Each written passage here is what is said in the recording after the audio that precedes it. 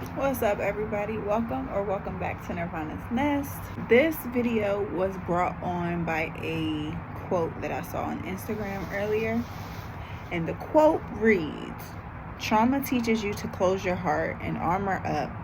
Healing teaches you to open your heart and boundary up." So when I read that quote, I related trauma to this world and what this world has taught us to do, which is close our hearts and armor up and be against each other, to whereas God calls us to heal ourselves and just to live by the Spirit rather than the world teaching us to live by our flesh. Along with that, with some Bible study a little while ago, I referred that back to Galatians verse 5. I'm going to put it down in the description box because no, I'm not about to read it all.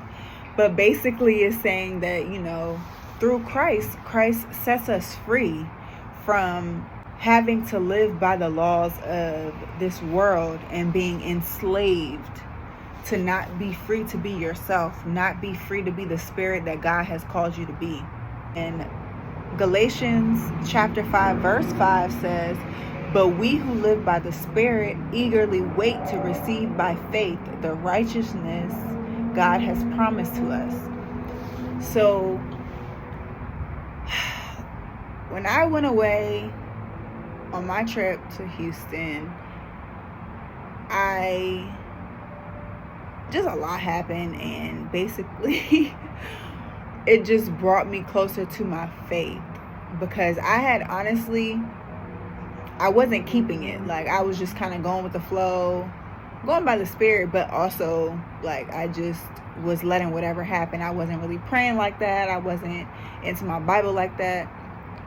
And yeah, that definitely called me back into faith a lot more. And even once I came back home, I still wasn't strongly into my Bible or just praying. And when I got back home, the spiritual warfare that I experienced, no child, no. I was like, yeah. It just truly called me to get back into my word. Yeah, this world makes us want to be guarded. It makes us want to not trust other people and not love others. Whereas God helps us to heal ourselves so that we can love others. And if we don't agree with them, we just love them from a distance. It's all love. It's no hate.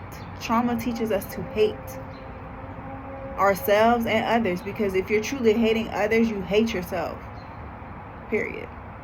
And to go further, we have been called to live in freedom, but living in freedom, God wants us to serve others and love one another, rather than be in our sinful nature just by being gluttonous and eating, or pretty much just going out here wilding out, drinking, smoking, all this type stuff. I'm not saying there's nothing wrong with all that, but we got to serve one another. We got to encourage one another. We got to educate one another, blah, blah, blah. That's all I'm saying. Yes, for the whole law can be summed up in this one command: love your neighbor as yourself. But if you are always biting and devouring one another, watch out. Beware of destroying one another. And that is what we all do on a daily. Just think about it. If everybody was out here serving their spirits and their God ordained calling, everybody would be a lot happier. Everybody would be feeling purposeful, feeling passionate, feeling driven, motivated. But we in this society have been forced to do things that we don't want to do.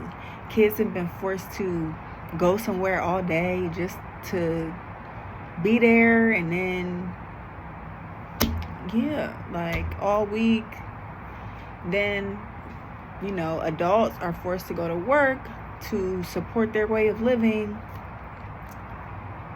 And it may not be something that they want to do. And if it is something that they want to do, maybe they don't want to go in to do it. They feel like they could do it from home or whatever the case. But God calls us to do what is true to us, what is real for us, what is beneficial for us. And everything that this world and society teaches us is against that and against our spirits, against our God-ordained calling.